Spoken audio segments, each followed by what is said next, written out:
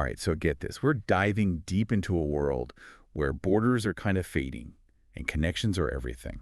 We're talking connectography. We're looking at Parag book, Connectography, Mapping the Future of Global Civilization. And this isn't just about maps, right? It's about how the stuff that makes up our world, like roads and pipelines, is actually shaping power in the 21st century. Yeah, it really flips the script on how we think about land and territory.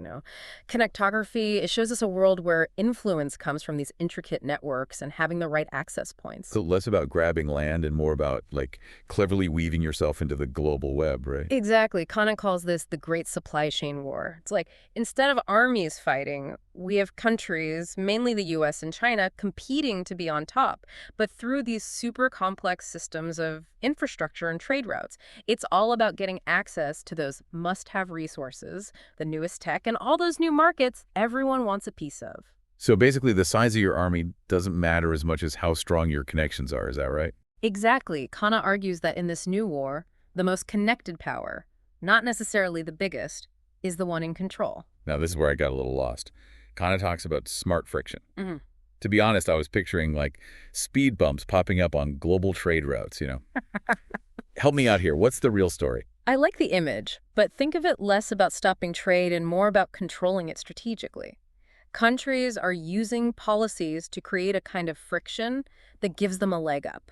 They're opening up to globalization, but on their own terms. Got it. So, like, can you give me an example? How does this smart friction actually work in the real world? Sure, look at China and what they're doing in Myanmar. They're pouring money into pipelines and roads to secure access to Myanmar's energy and minerals, but at the same time, they're managing that flow very carefully to limit the amount of drugs coming back into China. Ah, so it's like a two-way street, but they're controlling the traffic. What about other countries? Are they doing this too? Definitely. Europe's a good example. They want to export goods to the Middle East and Africa, but they're also tightening up border controls and using immigration quotas to manage the flow of refugees. Right. They want the economic benefits, but they're also trying to, like, manage the potential social and political consequences. Precisely. Even Brazil's in on this. They're trying to attract electronics manufacturing to the Amazon with tax breaks and free trade zones. Why? To create jobs, curb deforestation, and of course, boost their position in the global electronics market. It's like the smart friction thing. It's this delicate dance, isn't it? Mm. Makes you think how much those choices made halfway across the world affect things like how much you pay for a new phone. Oh, it's all connected. And speaking of interconnectedness, we got to talk about megacities. By 2025, there are going to be at least 40 megacities globally, each with over 10 million people. To put that in perspective, that's like stuffing the entire population of Australia into a single city multiple times over. I knew cities were growing, but Yeah. squeezing all of Australia into one city Yeah. several times, that's wild. And what's even crazier is that these megacities aren't just these isolated giants. They're starting to merge, forming these massive urban corridors connected by high-speed rail, highways, a constant flow of people and stuff. Think Japan's Taiheiyo Belt or China's Pearl River Delta. So we're talking about these huge urban ecosystems, almost like interconnected supercities. What does this mean for the whole idea of the nation state? Are these clusters becoming the new centers of power? That's a question Khanna wrestles with throughout the book. He definitely suggests that these megacities are shaking up traditional power structures and could maybe even eclipse nation states as we know them. It's like the world map is being redrawn, but not by political borders, by this force of connection and urbanization, right? Exactly, and this redrawing isn't just happening globally, it's happening within countries too. Khanna points to this tension between what he calls devolution and aggregation. Okay, break that down for me. We're talking about forces pulling things apart and pushing them together. Yeah. Right, devolution is all about local identities and wanting autonomy. Think Scotland's independence movement, or Catalonia, or Northern Ireland. Like forces pulling things apart at the seams. Exactly, but at the same time, you have aggregation. And what's driving this coming together? Connectivity. Look at South Asia, where India and Pakistan, despite their history, are integrating more and more through energy projects and infrastructure. Khanna calls this Pax Indica, a new era of peace driven by being connected. So even with all the baggage of the past, they're finding common ground through these shared projects. Precisely. And it's not just South Asia. Look at the Asian nations in Southeast Asia. They're building this huge regional bloc through trade and infrastructure, even as China's influence grows. It's like these regional clusters are emerging Yeah. just by the force of connection. So are we looking at a future where these blocks are more powerful than nation states? It's definitely possible. And this new map, it's not just about economics and politics, it's about culture too. Khanna points to this Asianization of the west coast of North America, where huge flows of capital and people from Asia, especially China, are transforming things. Yeah, that's interesting. What's the impact of this Asianization? Are we talking about cultures blending or something more? Take Vancouver, it's attracting wealthy Chinese immigrants, driving up real estate prices, and starting to look a lot like Hong Kong in terms of culture and economy. Wow, so we're not just talking about shifting economies, but shifting cultures too. How are countries like the U.S. responding to this? They're not just watching, they're actively trying to manage it. The push for trade deals like the Trans-Pacific Partnership shows that the U.S. knows Asia is becoming more important and wants stronger economic ties, maybe to counter China's growing influence. Feels like everyone's trying to vision themselves on this new, ever-changing global chessboard. They are, and one of the most interesting pieces on this board is something called Special Economic Zones, or SEZs. Okay, so SEZs, what are they? And why are they so important in this whole connectography puzzle? Think of them as mini globalized economies within countries. They have special rules, often with tax breaks and less bureaucracy, all to attract foreign investment and boost exports. So they're like magnets for global capital. Exactly, and the success stories are amazing. Think about Shenzhen, China. Back in '79, it was a small fishing village. Then Deng Xiaoping made it China's first SEZ, and it just exploded. Now it's this massive, thriving city, a global hub for tech and manufacturing, all because of its SEZ status. That's crazy. It's like a real-world example of the power of connecting to those global supply chains. Absolutely, and it's not just China using this strategy. Mauritius used SEZs focused on textiles and manufacturing to fight unemployment and grow their economy. So SEZs sound like a powerful tool for countries looking to, like, level up in this interconnected world. But are there any downsides? The biggest challenge is making sure these SEZs benefit the whole country, not just becoming isolated pockets of wealth and foreign investment. So it's about making sure the wealth spreads out and helps the whole country, not just creating little islands of privilege. Exactly. If they're managed well, they can be transformative. If not, they can make inequality worse. It's a balancing act. A balancing act in a world that seems to get more complex and connected by the day. What I'm getting from all this is that the old rules are changing, and we're all players, whether we realize it or not. That's a great point. And speaking of changing rules, there are a couple of wild cards that could completely rewrite global trade: 3D printing and the sharing economy. Those are definitely hot topics. But how do they fit into this bigger connectography picture? Well, with 3D printing, imagine companies, even giants like the US military, being able to print the supplies they need right there on the spot. Suddenly, those complex global shipping networks aren't as important. What happens to companies like DHL if their biggest clients can just print what they need? Good point. And the sharing economy, focusing on access over ownership, that could shake things up too. If we're always borrowing and sharing, does that mean less demand for new products? Exactly. It could lead to a drop in demand, impacting global manufacturing and trade in ways we're just starting to understand. So are we headed toward a future where the global economy becomes more regional, with production happening closer to consumption? It's possible, or maybe it just fundamentally changes what's being traded. Maybe digital blueprints and intellectual property become the hot commodities in a 3D printing world. It feels like the whole system is constantly shifting, evolving. It is, and one of the biggest challenges, as the world's population keeps growing, is how to feed everyone sustainably. We have limited resources, climate change. How do we make sure billions of people have food?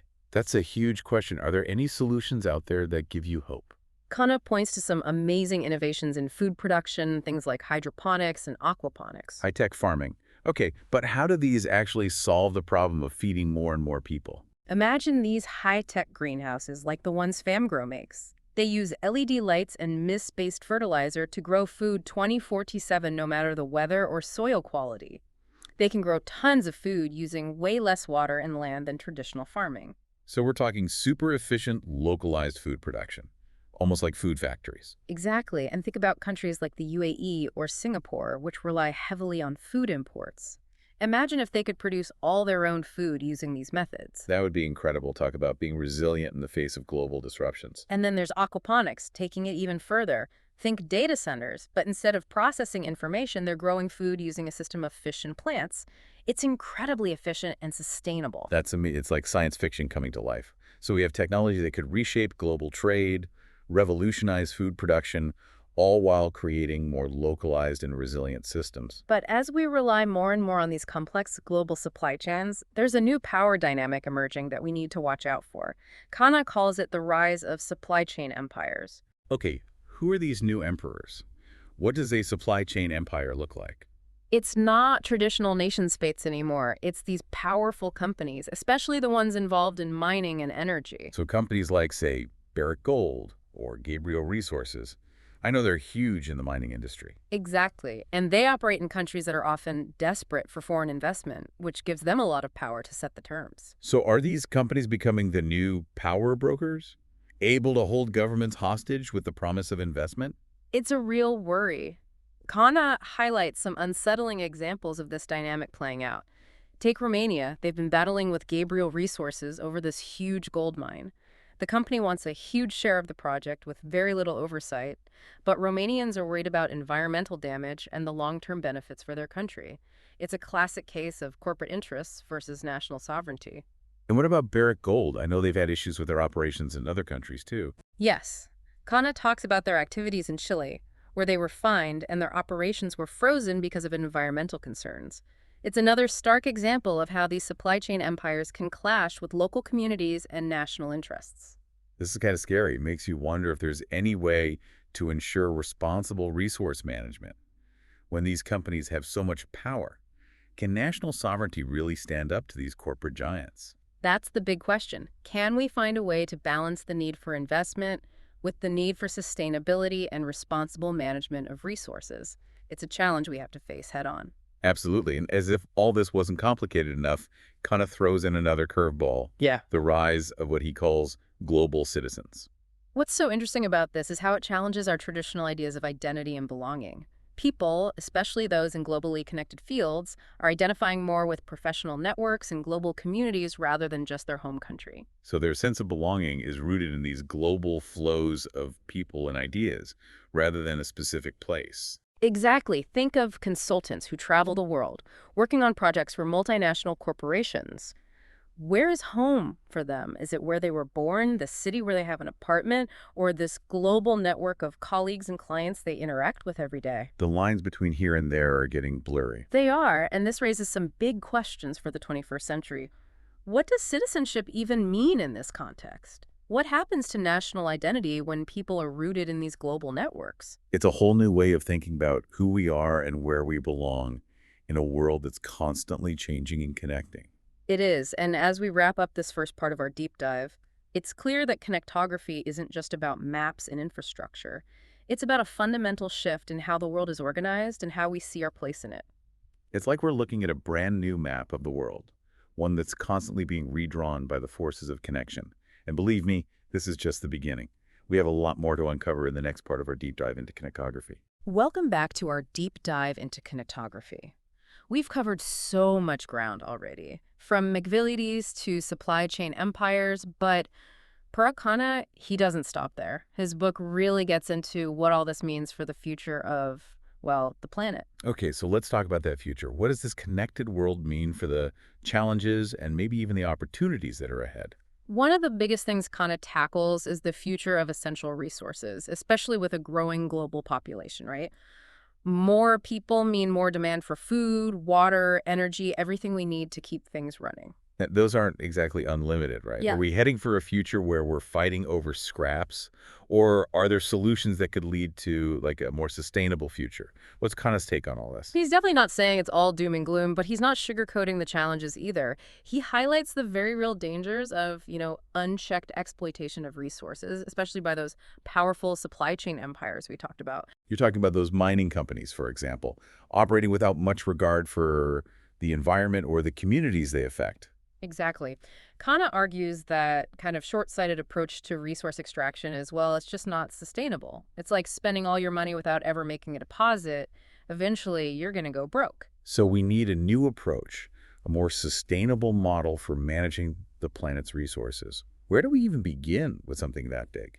Khanna points to some encouraging examples of countries and organizations trying something different, an approach that recognizes we need balance. Okay, give me an example. What does a more sustainable approach actually look like in the real world? One organization Khanna highlights is the International Union for Conservation of Nature, or IUCN. They're working on a global network of protected areas. Think of them like resource sanctuaries, carefully managed to benefit both people and the environment in the long run. So setting aside places where nature can thrive, where we prioritize the planet's health. Exactly, but the IUCN isn't just focused on pristine wilderness. They're also working with governments and local communities to manage resources sustainably in areas where people live and work. It's recognizing that we can't just wall off nature, Yeah. right? We have to find ways to coexist, to use resources without destroying the environment. It's all about finding that balance. Exactly, and this idea of balanced resource management, it's not just about protecting the environment, it's also key for economic and political stability. Yeah, I can see that. When resources are scarce, conflict often follows. Just look at the tensions that can flare up around water scarcity, for example. Exactly. And it's not just the direct impacts of scarcity like droughts or famine. It can also fuel competition between countries, potentially escalating to, well, war. So it's not just an environmental issue, it's a national security issue, a global peace issue. It's all connected. It is, and Khanna takes this idea even further with something he calls functional geography. Okay, I'm interested, but I have to admit I'm not familiar with that term. What does functional geography mean in this context? Yeah. It challenges that traditional view that resources belong only to the country where they're located. Instead, functional geography focuses on managing resources for the good of everyone, based on where they're most abundant and where the need is greatest. So instead of countries hoarding or exploiting their resources, they'd be managed as part of a global system, ensuring everyone has access to what they need.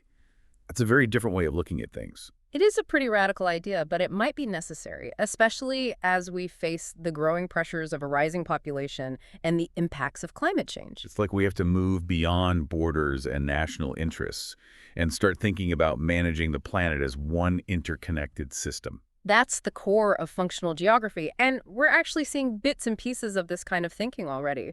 Look at the European Union. They've set up special areas of conservation to protect biodiversity and manage resources across national borders. It's like a regional version of that global resource management system we were just talking about. Do you think we'll ever see that kind of approach on a global scale? Khanna thinks it's crucial if we want a truly sustainable future. And this connects to another big theme he explores, the need for more global cooperation. Okay, I have to be honest, that sounds a bit idealistic. The world feels so full of conflict and competing interests. Can we really expect nations to put aside their differences and work together to solve these massive problems? That's a fair point, and it's definitely not easy. But Khanna makes a strong case that cooperation, even between rivals, is becoming more and more critical for tackling these global challenges. But how do we actually make that happen? Are there any real-world examples of this kind of cooperation actually working? One area where we are seeing some progress is in managing shared resources, particularly water. That makes sense. As the climate changes and populations grow, access to clean water is becoming more and more critical. Exactly. And countries sharing river basins or aquifers are starting to realize they have to work together to ensure there's enough water for everyone. Can you give me a specific example of where this water cooperation is happening? One example is the Indus River Basin, shared by India and Pakistan. Even with their long and complicated history, they actually have a treaty to manage the Indus River's water resources. It makes sure both countries get a fair share. That's pretty amazing considering their history. It shows that even rivals can find common ground when it comes to essential resources. Are there other examples like this? There are. Countries in the Nile River Basin are working together to manage water resources, and we have tons of agreements around the world focused on shared aquifers. It's like they're being forced to cooperate. They realize they have no choice but to work together if they want to avoid disaster. That's a big motivator for sure. And this isn't just about water. We're seeing more and more collaboration on managing shared fisheries, tackling pollution that crosses borders, even coordinating disaster relief. It seems like these shared challenges are pushing countries to break down those walls, overcome their differences, and work together for the common good. Exactly. And Khanna believes this trend of cooperation is only going to pick up speed as we face even tougher challenges in the future. That's good to hear, so it's not all doom and gloom. There's some reason for optimism. There is, but Khanna also acknowledges that all this interconnectedness has potential downsides. There's a dark side to connectivity, and it's important to be aware of that. Okay, so what are we talking about? What are the potential risks of a more connected world? One area where connectivity could actually make things less stable is cyberspace. As our lives become more digital, we're also more vulnerable to cyber attacks from both individual hackers and, state-sponsored actors. Cyber warfare is definitely a growing threat, especially when you think about all the critical infrastructure that's controlled by computers now. Power grids, financial systems, communication networks. Exactly. And because cyberspace is so interconnected, an attack in one part of the world can have ripple effects everywhere. It's a digital domino effect. It sounds like a whole new battleground, and the stakes are incredibly high. They are, and Khanna argues that we need to come up with new strategies, new international agreements to manage this very real threat. So cyberspace is one potential risk. What other downsides should we be thinking about?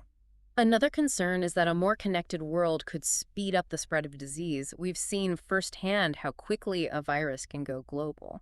Right, and as travel and trade get easier and faster, the chances of a disease jumping borders and spreading rapidly increase. Exactly. Khanna says we need to invest in better global health surveillance systems and create more effective ways to coordinate our response to pandemics. It's like we need to build a global immune system to match our global interconnectedness. That's a great way to put it. And then there's another potential downside of connectivity. It's a bit more subtle, but just as important.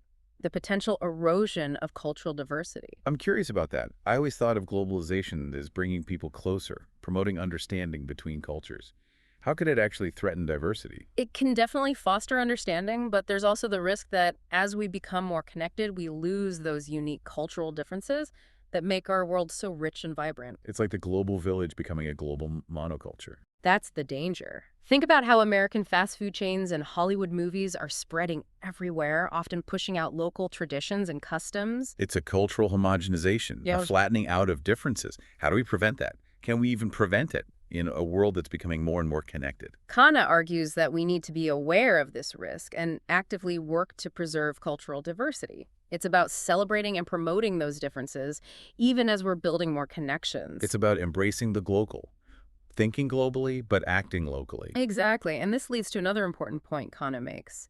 The need for individuals to adapt and learn to thrive in this world that's changing so fast. So what does that look like?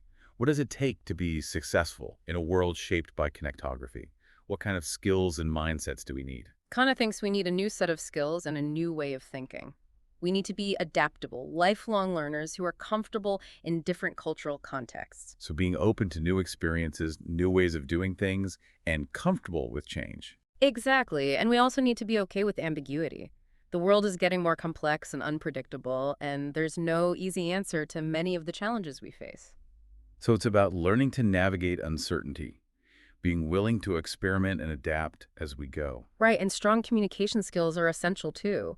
In a world that's so interconnected, being able to communicate well across cultural and linguistic barriers is crucial. It's about becoming true global citizens, equipped to connect and collaborate with people from all over. Exactly. And Khanna argues that these skills and mindsets, they're not just for the elite, they're essential for everyone if we want to build a more just and sustainable future. It's like we need to upgrade our own internal operating systems to keep up with the world around us. That's a great way to put it.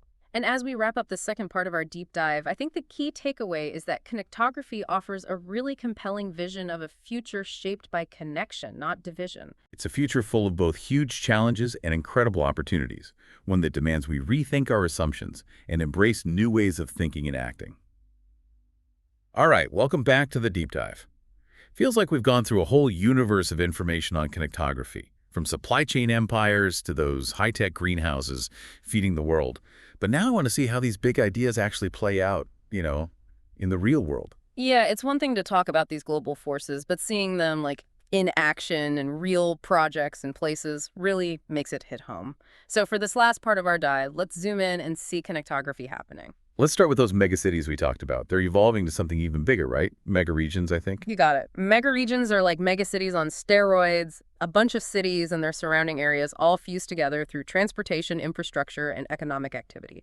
They basically function as a single, massive urban ecosystem. So instead of thinking about cities as separate, we need to picture these giant, sprawling urban landscapes all linked and working together. Can you give me like a real-world example? Think about the Northeast Corridor in the U.S., stretching from Boston down to D.C. It's a chain of major cities, New York, Philly, Baltimore, all connected by high-speed rail, highways, this constant flow of people, goods, and ideas. That's a crazy amount of activity and people in one place.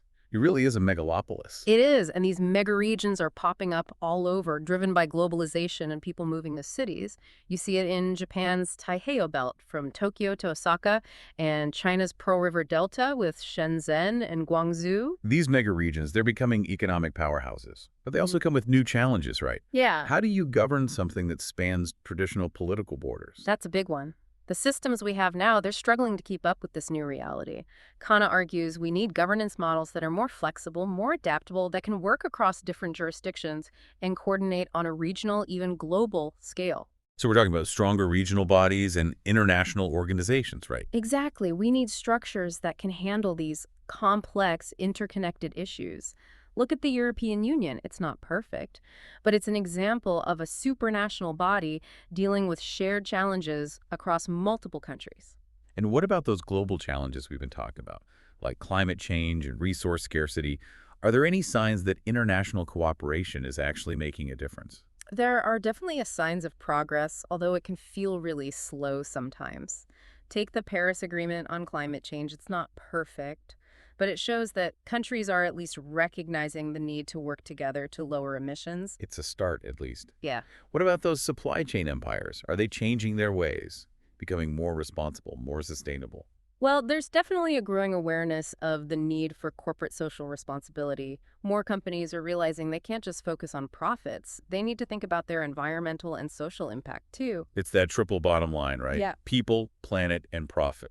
Exactly, and consumers are playing a role too. They're demanding more sustainable and ethical products, which forces companies to change. So it's like this feedback loop. Consumer demand creates pressure, companies respond, and hopefully we end up with a system that's more equitable and sustainable. That's the hope. Khanna sees this kind of bottom-up pressure as being really important for driving real, lasting change. It makes you realize that we're not just along for the ride. We can actually have an impact on these huge systems through the choices we make and the actions we take. We absolutely can.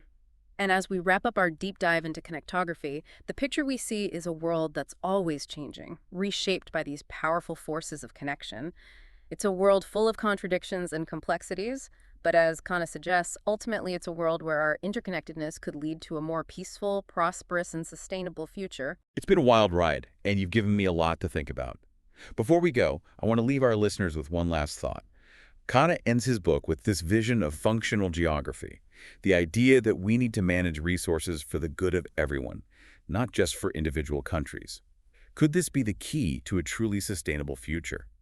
And if so, what would it take to make this vision a reality? It's something for all of us to consider as we navigate this increasingly connected world. It's a challenging vision, but it's a hopeful one. It requires a fundamental shift in how we think about ourselves and our place in the world. Thanks for joining us on this deep dive into connectography. It's a topic that'll stick with me for a long time. Until next time, keep exploring, keep connecting, and keep your minds open to the endless possibilities of our interconnected world.